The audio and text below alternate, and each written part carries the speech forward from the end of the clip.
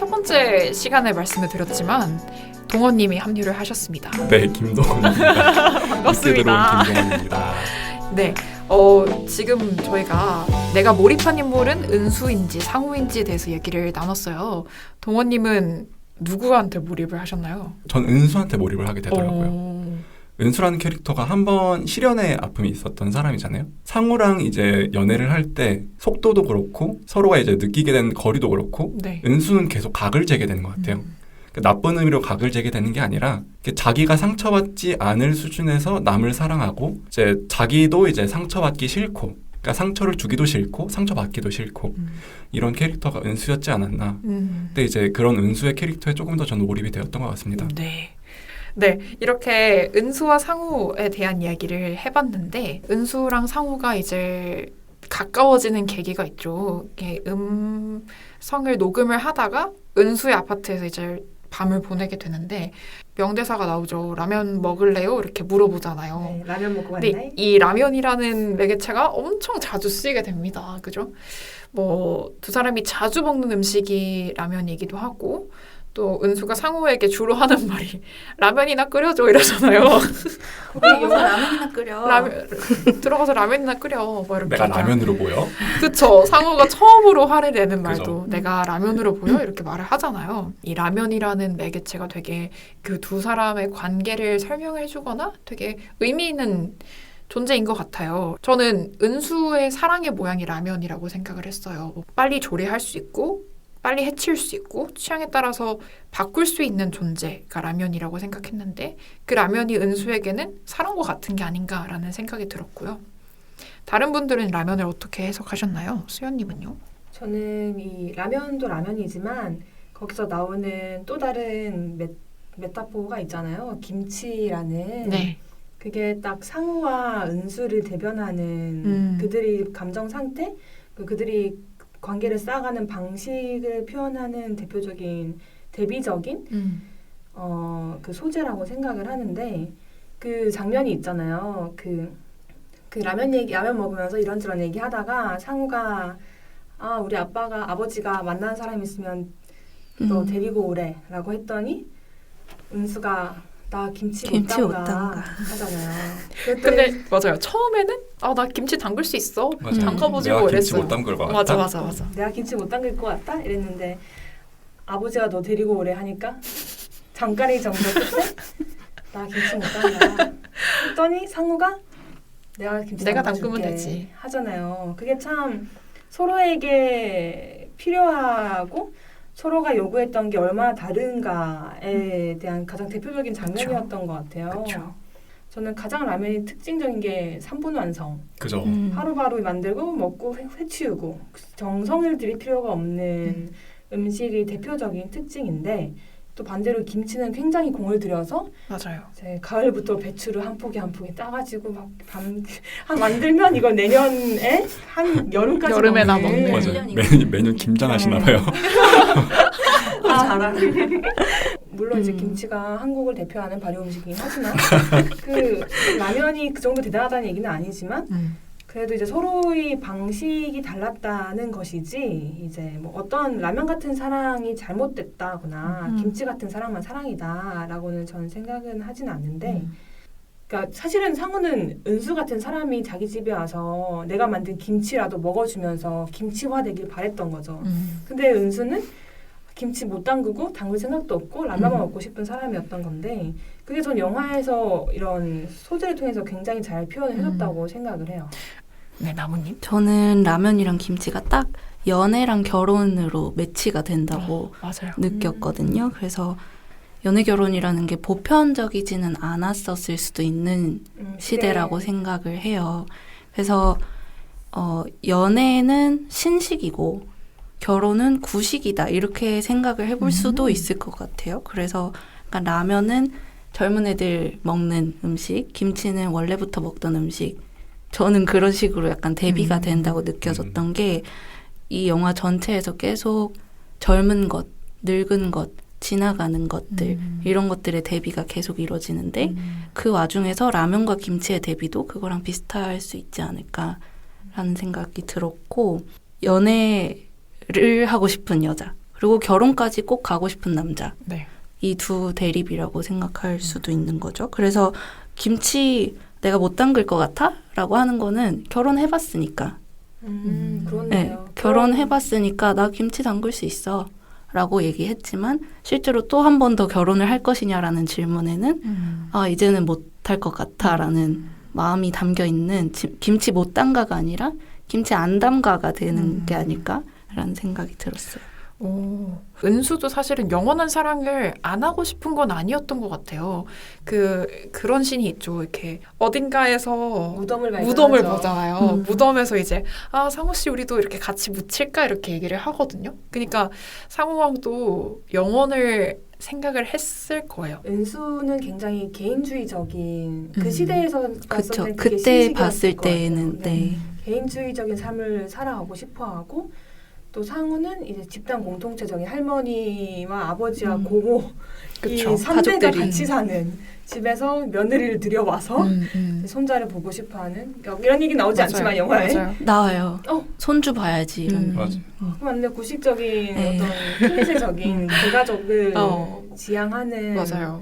어떻게 보면 시대적인 갈등을 그런 걸 수도 담을 있을 수도 것 있죠. 같아요. 그런 그렇죠. 것 같네요. 그리고 그게 더 극대화됐던 건 상훈의 가족이 완전하지가 않잖아요. 그러니까 맞아요. 할아버지도 외도로 나가시고 자기 어머님도 일찍 돌아가셨으니까 불완전한 그런 전통의 가정에서 뭔가를 채우고 싶은 마음도 있었을 것 같아요. 은수라는 존재로 며느리가 들어와서 이 가정이 화목했으면 좋겠다라는 생각도 은연중에 있었던 것 같아서 그런 욕심이 좀 충돌한 게 아닌가라는 생각도 할 수 있을 것 같습니다. 정상가족을 완성시키고 싶어하는 사회적인 욕구였을 수도 있겠네요. 오. 그런 면에서 네. 상우를 순수하다고 말하는 거에 저는 동감이 안 되더라고요.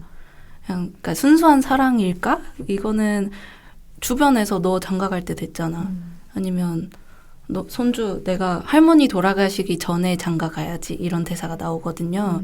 그래서 그런 거에 쫓긴 것이 있을 그럴 수도 수도 있을 것 있겠다라는 같아요. 생각을 물론- 많이 했어요. 물론 은수를 그냥 뭐 만나다 또 그때 상과 20대였으니까 그때도 20대는 결혼했겠지만 은수를 사랑하지 않지만 결혼할 때 돼서 결혼하고 싶었던 건 그건 아니었겠지만 아니겠지만, 네. 뭔가 나무님 말씀을 들어보니까 잠깐 저는 오히려 상과 좀 철없다라고 생각을 했는데 철없는 게 아니라 굉장히 계산적인 여성이었나라는 생각도 드네요.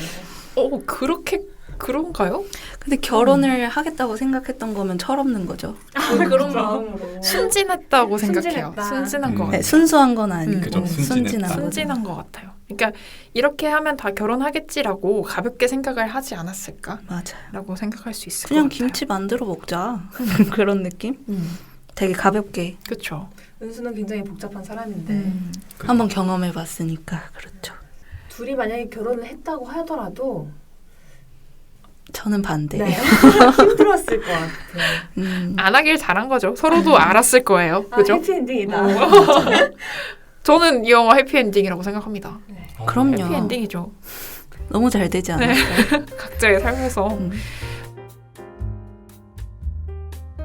저는 그 사진 얘기하고 싶었던 것 중에 하나가 사진이랑 녹음을 또 네. 비교하는 네, 얘기를 할 수 있지 않을까 생각했는데 초반에도 사진을 보는 장면이 나오잖아요. 그죠. 이게 증조 할머니고 이게 너희 할아버지고 할머니고 이렇게 중반에도 둘이 연애를 하고 있을 때 무슨 지도. 전시관에 가서 네. 지도를 보면서 맞아요. 여기가 어. 우리 증조 할아버지 살았던 집이야. 맨날 이러면서 가면 사진을 지도. 보면서 그 시절을 떠올리는 그런 장면들이 나오는데 거기에서 저는 이 시간이 이렇게 흘러버렸지만 그 사람들의 시간 그리고 우리가 살고 있는 시간이 약간 간극이 있다는 걸 계속 보여주는 장치인가 보다라는 생각이 들었고 간극이 있으면서도 결국은 우리는 그쪽으로 가게 되지 않을까. 우리도 시간이 흘러서 지금 할머니의 모습이 우리의 미래가 되고 그죠.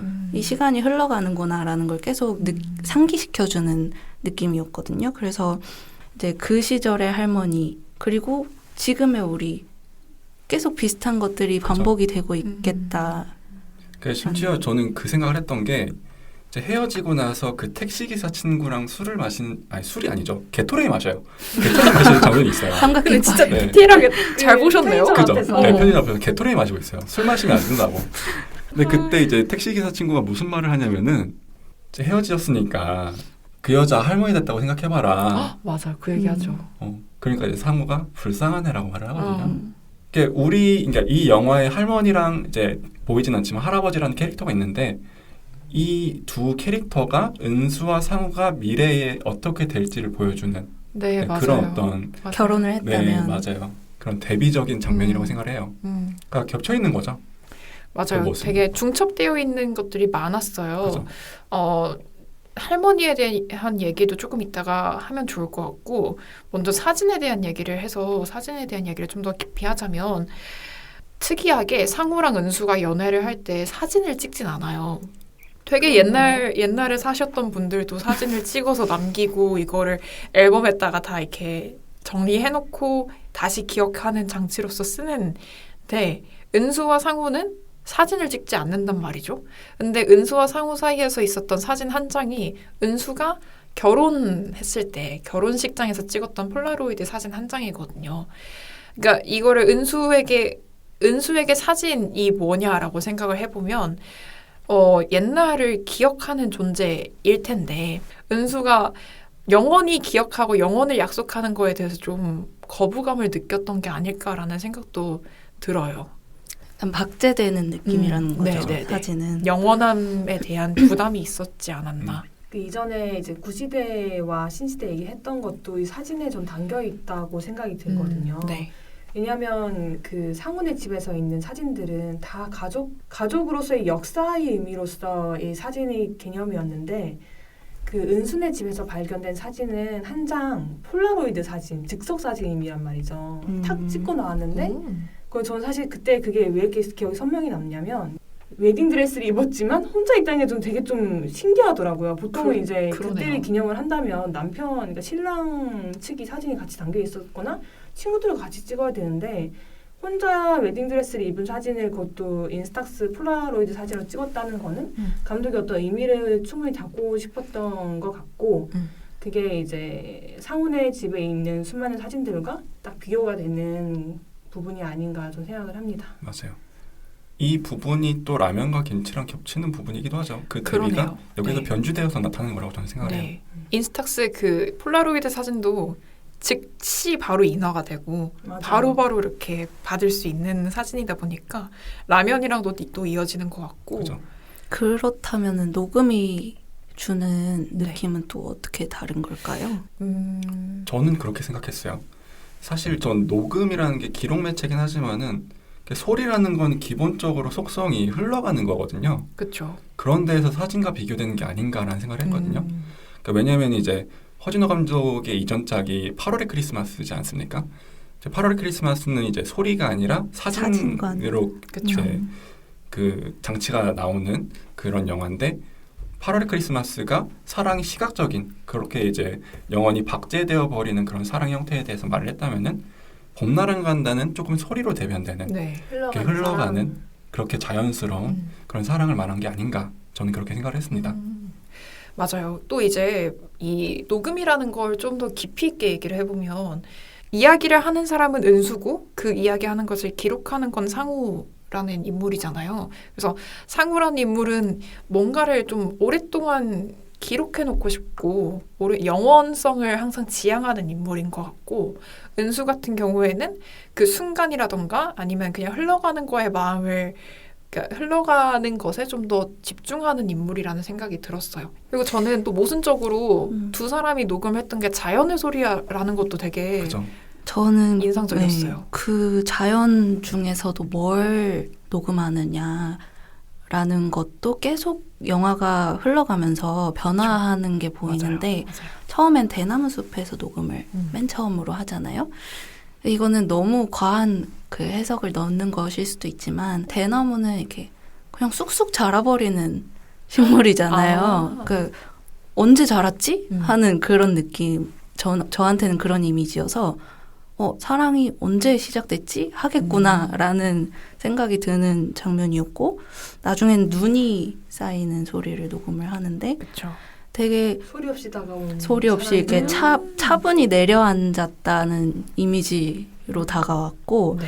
그리고 현재 진행형으로 대사 중에서도 거기는 비 와요. 여기는 비 안 오는데 하고서 비가 샤 내리는 장면이 그 사랑을 시작할 때쯤 나오거든요. 그래서 맞아요. 이제 비가 오는 소리를 녹음한 거 이제 사랑이 진행되고 있다라는 느낌을 주는 장면이었던 것 같고 그 후에는 이제 강물이 흘러가버리는 소리 그렇죠. 네, 이제 지나가는 소리구나. 대부분 지나가고 잡을 수 없는 것들을 많이 녹음했네요. 그렇죠. 맞아요. 자연물인데 맞아요. 그게 이제 영화의 어느 부분에 들어있느냐에 따라서 실제로 그런 맞습니다. 의미를 주려고 만든 게 아니더라도 그런 느낌을 받게 됐던 것 같아요. 그죠. 그리고 나무님이 하셨던 얘기에 좀 더 보태자면 둘이 갈등을 겪고 나서 녹음을 했던 것이 거친 파도였거든요. 그러니까 둘의 갈등이 최고조로 달했을 때 맞아요. 그 북엇국 사건이 맞아요. 있을 때 그 그러네. 다음에 그걸 바로 이제 빼먹었다. 거친 파도가 있었던 게 맞아요. 나무님이 하셨던 그러네요. 얘기를 딱 장면 뒷받침해 주는 것 같아요. 그리고 이 사진이랑 녹음을 비교를 해볼 수 있을까 처음에 생각했던 건데 사진 아까 말했던 것처럼 박제되는 거고 녹음은 흘러간다고 했던 건데 그러니까 시간성이 있다는 게 좀 그러니까 능동적으로 기억하는 느낌인 그러네요. 것 같아요. 사진은 그 공간을 캡처링하는 부분이 크다면 음성 녹음은 시간을 캡처링하는 느낌이 들거든요. 그렇죠.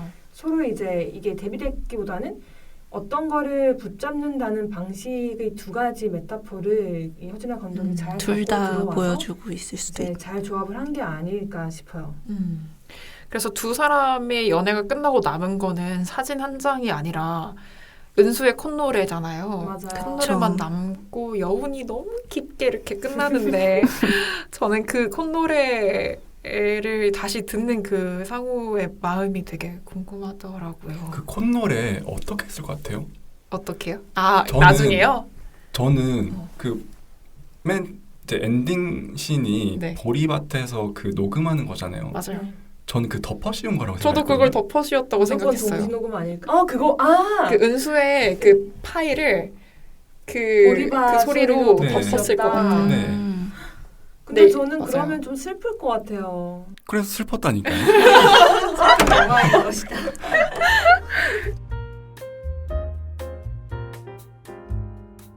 할머니가 이제 주로 부르는 노래가 있었어요. 봄날은 간다라는 노래가 있었는데 제가 듣기로는 음. 이 감독 허진호 감독이 이 음악을 기반으로 생각을 해서 영화 제목을 정했다고 들었어요. 맞아요. 아마 이 노래라는 메타포도 매개체도 되게 중요한 역할을 했던 것 같아요. 이 영화 속에서. 다른 노래도 나오죠. 상우가 되게 흥얼거리는 노래가 있는데 노래 제목이 미워도 다시 한 번이더라고요. 은수를 향한 맞아요. 마음이겠죠? 맞아요. 은수를 미워하지만 다시 한번 뭐 사랑한다 이런 느낌일 수도 있는데 동호님 그게 처음 나오는 게 그 아버지, 그러니까 상우가 이제 집에 들어오면서 이제 아버지가 노래방 키고 이제 할머니한테 노래 불러주잖아요. 그 노래거든요. 아! 그 노래예요. 근데 그 노래가 계속 변주돼서 계속 나오는 거거든요. 나오는구나. 그러니까 상우가 부른 장면이 두 개가 있다고 저도 기억을 하는데 처음에 아까 말했던 그 파도가 나오는 그 파도 소리 녹음하는 데에서 상우가 파도 소리 녹음하다 말고 그 마이크라고 하나요? 그 털 복실복실하게 네. 생긴 거 그거를 잡고 노래를 불러요. 그때 부른 게 미워도 다시 한 번이거든요. 네. 근데 다 부르지 않고 가사를 흥얼거려요. 그냥 네. 음만 부르는 거예요. 그 나중에 비 오는 장면에서 이 뭐야 이게 책 들고 노래 한번 하잖아요. 생곡으로. 가요집을 들고 가요집 부르죠. 들고 그때 부르는 노래도 미워도 다시 한 번이거든요.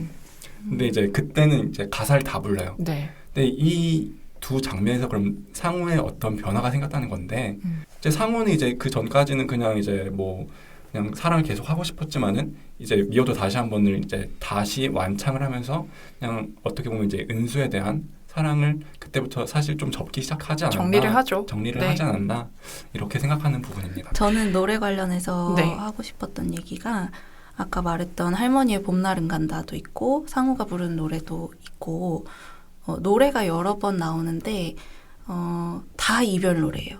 이 영화에 나오는 모든 노래가 다 그죠. 이별 노래예요. 근데 그게 나오는 시점이 사랑이 시작되는 순간부터 이별 노래를 부른다는 게 되게 특이하다고 느꼈던 게 그 강물 소리를 녹음하러 갔을 때도 오케스트라가 맞아요. 학생들 맞아요. 오케스트라가 있는데 맞아요.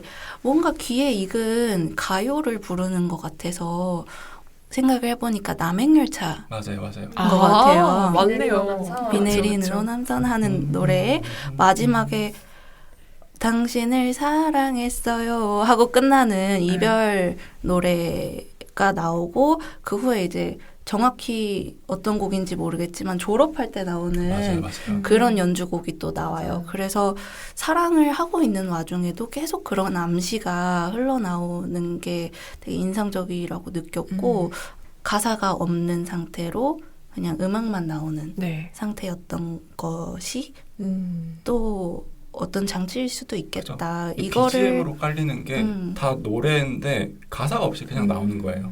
그러니까 그런 허밍이라는 게 어떤 멜로디만 그 그쵸. 이별의 느낌만 주는 그런 음. 멜로디들인데 거기에 가사를 붙여서 부를 수 있는 사람들은 할머니라든지 이별을 경험한 상우라든지 그죠. 아버지라든지 이런 인물들이 가사를 붙여서 노래를 한번 소리 녹음할 때 자연의 소리가 아니라 인위적인 소리를 하나 녹음하는데 그게 아리랑이에요. 아라리오를 맞아요. 불러요. 맞아요. 그 얘기도 네. 하고 싶었어요. 아라리오가 기본적으로 이별에 대한 노래인 거잖아요. 그쵸, 그쵸. 그때부터 이제 상우와 은수의 관계가 이제 가시적으로 틀어지기 시작하는데 근데 저 생각을 해보니까 이제 나무님 말했던 그 모든 얘기들이 다 그러니까 이게 연애 사랑뿐만이 아니라 이제 할머니를 사랑하는 마음이 결국 이제 할머니가 돌아가시면서 이제 이게 이별이 된 것처럼 모든 사랑은 결국 이별과 이어져 있다라는 거를 허진호 감독이 전달하고 싶었던 이야기하고 건 싶었던 아닐까? 것. 그죠. 그런 생각이 드네요. 네. 그러니까 거기서 좀 더 첨언하자면은 기본적으로 사랑이란 기다리는 것이다라고 생각을 하는 것 같아요. 여기서 보면 되게 기다리는 이미지가 되게 많거든요. 강릉에 가가지고 그 은수가 상우가 오는 걸 기다리는 장면이라든지 그러니까 이런 기다리고 있다는 어떤 그런 대사들이 되게 많이 나오거든요. 그쵸. 사랑을 한다고 하면은 그러니까 이 영화가 사랑 영화인 거잖아요. 그러니까 감독은 그냥 이제 사랑을 하면은 기본적으로 기다리는 게 필연적일 수밖에 없다라고 그렇게 생각하는 것 같다고 저는 생각을 했어요. 계속 이 영화를 보면서 시간이 각자 얼마나 다른가라는 생각을 하게 됐는데요. 할머니가 그거를 제일 잘 보여주는 다른 인물들보다도 네. 그런 측면을 잘 보여주는 캐릭터였던 것 같은 게 아까 잠깐 얘기 나왔던 첫 장면에서부터 할머니의 보폭이 상우의 보폭이랑 다르고 같이 가라고 얘기를 하는 장면부터 시작을 하거든요. 그래서 이제 그 늙어버린 시간 그리고 할아버지의 그 젊은 날에 끊겨 있는 시간이 다르고 뭐 그런 시간들끼리 흘러간다는 것뿐만 아니라 시간들이 얼마나 다른가 서로 겹쳐지는 시간은 얼마나 짧은가라는 생각을 많이 하게 되는데 할머니와 상우와의 관계 속에서도 뭔가 속도의 차이가 느껴졌던 것 같고요. 이 영화가 시간의 흐름 속에서 사랑을 어떻게 받아들이고 이해하는지에 대해서 다룬 작품인 것 같은데 이걸 함축적으로 나타내는 인물이 할머니라고 생각이 듭니다. 그러니까 심지어 할머니는 이제 나이를 많이 먹고 경험이 그만큼 많음에도 불구하고 사랑에 그렇게 뭐랄까요 서툰다면 서투른다고 할까요? 그렇죠. 그런 거잖아요. 이제 그런 것들이 이제 이 영화에서 잘 보이지 않았나. 사랑은 결코 어른스러울 수 없다. 그러니까. 맞아요. 아까 얘기했던 얘기했던 거랑. 사랑에는 네. 어른이 없다. 근데 저 할머니 얘기 조금 더 하고 싶은 부분이 그 지나간 여자 버스는 잡는 게 아니다라는 게 사랑 이야기만이 아니라 전 결국에는 이별 얘기라고 생각을 하는데 할머니 그 자체가 하고 싶었던 얘기는 아니었을까? 내가 상우 너를 떠나게 될 테니까 나를 너무 붙잡고 슬퍼하지 마라 라는 어떤 의미였지도 않았을까? 라고 생각을 하게 되는데 그래서인지 저는 이 전체 흐름에서 상우에게 이별을 받아들이고 이해하고 그걸 이겨내게 해준 존재는 아쉽게도 은수가 아니고 할머니지 않았을까 싶어요. 또 한편으로는 사실 상우란 인물을 우리가 지금까지 그 전통적인 가정을 꾸리고 싶어하는 인물로 해석을 했잖아요. 근데 그 할머니가 돌아가시고 나서는 더 이상 그 전통적인 가정을 이어나갈 이유가 없어진 거예요. 그러니까 결혼하고 애 낳을 필요도 그쵸, 없죠. 그쵸. 가정을 다시 만들 필요가 러프하게 얘기하면 없는 건데, 그러니까 할머니의 죽음이 상호의 연애관이나 그런 가족관, 결혼관을 좀 해방시켜주는 결정적인 계기가 됐을 수도 있겠다. 성장에 대한 맞아요. 이야기를 하셨으니까. 갑자기 아까 잠깐 얘기했던 그 신세대, 구세대 얘기를 여기에서도 또 결국 생각할 적용이 수 되는 있지 거 같네요. 않을까. 되게 거시적인 이야기를 하게 되네요. 그러니까 신세대의 사랑과 결혼, 그리고 구세대의 전통적인 결혼과 사랑에 대한 관념까지 이야기할 줄 몰랐어요. 이 그런 영화를 보면서. 방식이 이제 부딪히면서 네. 구세대적인 사고방식에서 어떻게 변화되는가를 볼 수도 있을 것 같아요. 어떻게 보면 한 인간의 일생을 다룬 영화이면서도 사랑의 흐름에 대한 이야기를 다룬 영화라고도 해석할 수도 있을 것 같아요.